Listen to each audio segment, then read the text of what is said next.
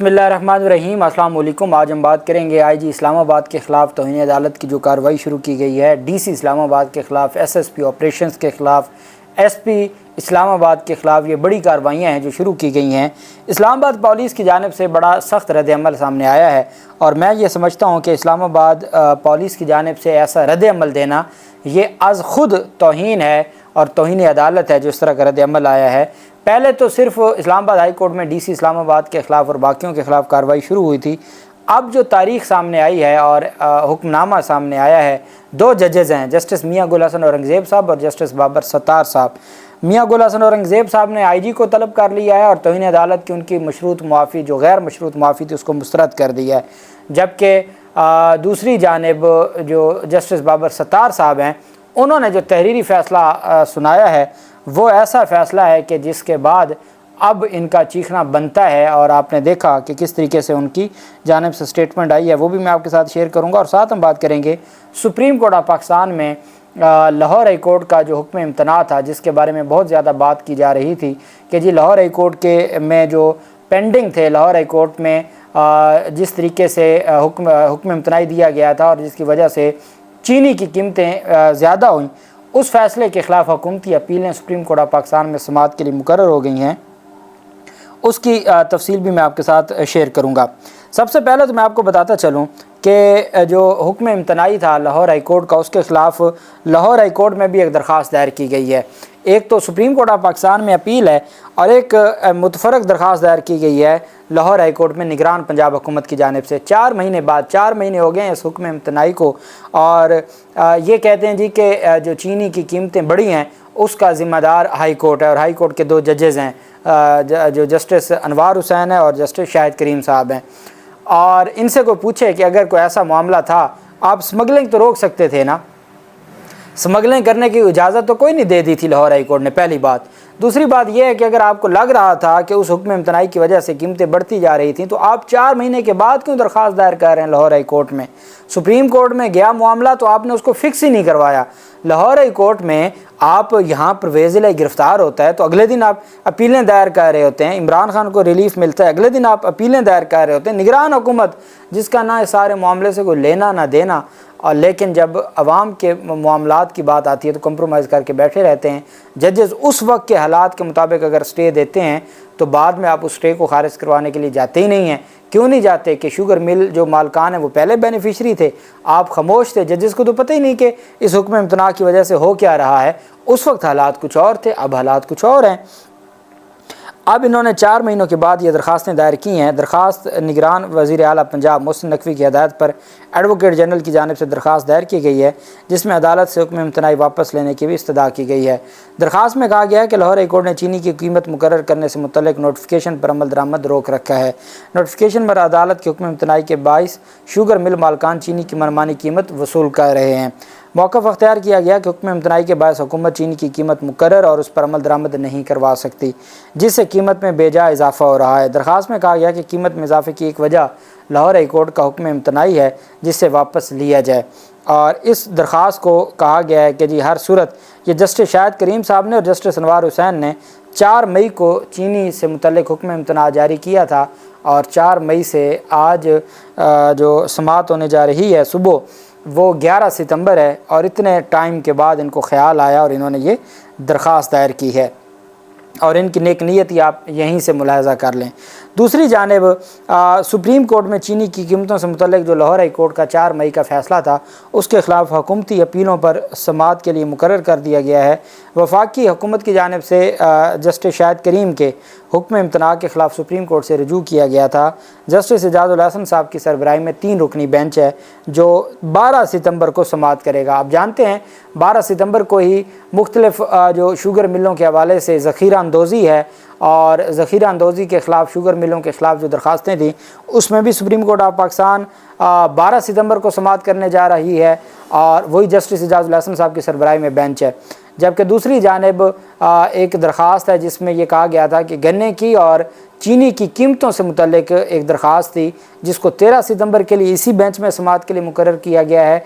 जबकि 4 मई 2023 का जो फ़ैसला था लाहौर हाई कोर्ट का उसके ख़िलाफ़ जो हुक्म इम्तनाई था उस पर अब रुजू किया गया है جو وفاقی حکومت کی جانب سے اس کو بھی مقرر کر دیا گیا 12 ستمبر کے لیے۔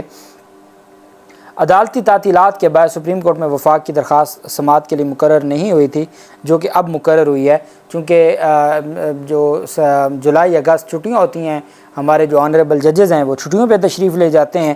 جسٹس یحییٰ افریدی صاحب تو ابھی بھی بیرون ملک ہیں اور انہوں نے تشریف لانا ہے 15 سپٹمبر کو، تو یہی وجہ ہے کہ یہ سارے جو معاملات ہیں اس میں دیکھتے ہیں کہ مزید کیا ہونے جا رہا ہے۔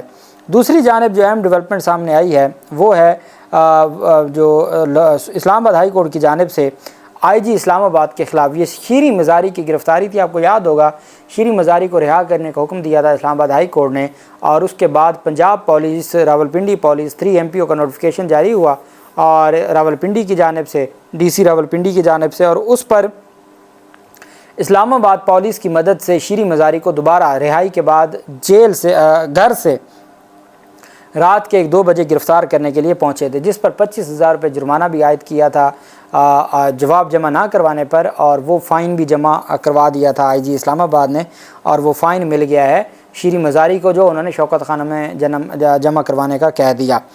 اب دوسری جانب یہ جسٹس میاں گل حسن اورنگزیب صاحب کی عدالت تھی، تو اس میں 28 ستمبر کے لیے طلب کر لیا ہے IG اسلام آباد کو، توہین عدالت کیس IG اسلام آباد کے خلاف مقرر کر دیا ہے۔ IG اسلام آباد اپنا معذرت نامہ جمع کروا چکے ہیں، ان کی معافی منظور ہوگی یا کارروائی فرد جرم کی ہوگی، آئندہ سماعت پر فیصلہ ہوگا۔ شیریں مزاری کو عدالتی حکم کے باوجود گرفتار کر لیا گیا تھا۔ اسلام آباد ہائی کورٹ نے سابق وفاقی وزیر کی گرفتاری سے پولیس کو روکا تھا۔ اسلام آباد پولیس کو باقاعدہ طور پر حکم جاری کیا گیا تھا کہ آپ نے ان کو گرفتار نہیں کرنا۔ انہوں نے کہا کہ وہ راولپنڈی پولیس نے گرفتار کیا، لیکن جو CCTV فوٹیج تھی اس میں اسلام آباد پولیس کے اہلکار ساتھ تھے، جس کی بنیاد پر کارروائی ہوئی، اور اس بنیاد پر ان کے خلاف توہین عدالت کی 25,000 روپے جرمانہ ہوا، جرمانہ بھی ادا کر چکے ہیں، اور اب مزید توہین عدالت کی کارروائی کے لیے 28 ستمبر کی تاریخ مقرر کی ہے جسٹس میاں گل حسن اورنگزیب صاحب نے۔ اب دیکھتے ہیں کہ میاں گل حسن اورنگزیب صاحب ان کے خلاف کیا کارروائی کرتے ہیں۔ دوسری جانب جسٹس بابر ستار صاحب نے جو DC اسلام آباد کے خلاف، SSP آپریشنز کے خلاف اور SP اسلام آباد کے خلاف کارروائی شروع کی تھی، انہوں نے بھی عرفان نواز میمن کے خلاف توہین عدالت کیس میں باقاعدہ ٹرائل فرد جرم عائد ہو چکی ہے۔ ان ملزمان کے خلاف فرد جرم عائد ہو چکی ہے، غیر مشروط معافیاں مسترد ہو چکی ہیں، اور اب 28 ستمبر کی تاریخ مقرر کی گئی ہے ٹرائل کے لیے۔ اس میں باقاعدہ طور پر ایک سینئر ایڈوکیٹ کو پروسیکیوٹر مقرر کیا گیا ہے۔ ایڈوکیٹ جنرل اسلام آباد کی جانب سے یہ استدعا تھی کہ انہیں پروسیکیوٹر مقرر کیا جائے، جس کو عدالت نے مسترد کر دیا تھا، چونکہ وہ تمام ملزمان کی عدالتی فیصلے کی توقیر یا اس کی توہین کے خلاف بات کرنے کی بجائے وہ تو وہاں پہ کھڑے تھے جو ملزمان کے حق میں بات کرتے، اس وجہ سے ان کو پروسیکیوٹر مقرر نہیں کیا گیا تھا۔